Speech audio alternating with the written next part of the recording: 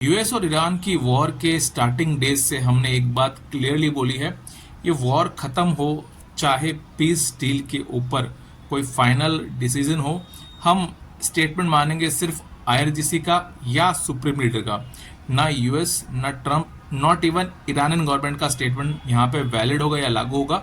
अगर बात करें 3 दिन पहले ट्रंप ने काफी जोरों शोरों से कहा था कि पीस डील ऑलमोस्ट डन है, कुछ ही घंटों में जो है फाइनली फ्रेमवर्क अनाउंस होने वाला है, ये डील साइन हो सकती है। तब भी हमने एक स्टेटमेंट जारी करके कहा था कि हमको अब भी डाउट है कि ये पीस डील होने वाला है।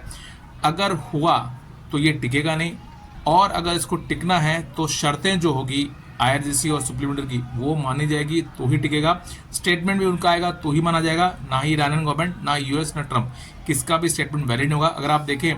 पिछले कुछ घंटों में जो है कुछ स्टेटमेंट वापस से पॉजिटिव आ रही है कि कहा जा रहा है कि उन दोनों के बीच में जो पीस डील पे टॉक्स है वो ऑलमोस्ट डन है, पीस डील का फ्रेमवर्क तैयार है, 60 दिन का सीज फायर जो अनाउंस होगा, न्यूक्लियर के ऊपर प्रोग्राम जो है उस पर आगे बात हो सकती है। बट फिलहाल जो कुछ तरह के गैप एडजस्टमेंट बनाए गए उसमें ऐसा है कि शायद कुछ वेवर ईरानियन ऑयल पे वो सैंक्शन जो है दे सकते हैं उसके ऊपर, साथ साथ में कुछ एसेट जो है उनको अनफ्रीज करने का भी एक विचार उनका बन रहा है। वहीं पे ब्लॉकेट जो है स्टेट ऑफ हॉर्मुज पे या गल्फ ऑफ ओमान पे वो भी यूएस हटा सकता है, स्टेट ऑफ हॉर्मुज जो है फिर से खुल सकता है।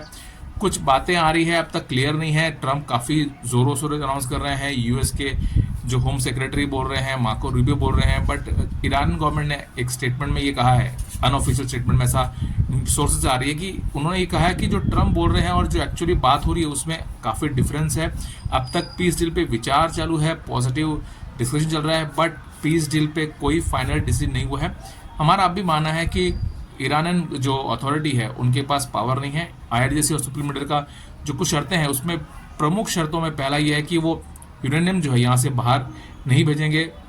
न्यूक्लियर प्रोग्राम जो है वो एंड नहीं करेंगे, साथ साथ में स्टेट ऑफ हॉर्मुज पे उनका कंट्रोल रहेगा, टोल लगेगा, वॉर के खर्चे जो हुए लॉसेज है उनकी भरपाई, ईरानियन ऑयल पे सैंक्शन वेवर, साथ साथ में उनके एसेट अनफ्रीज, ये कुछ शर्तें हैं आईआरजीसी की और सुप्रीम लीडर की। अगर वो मानी जाएगी और उस पर कुछ विचार होगा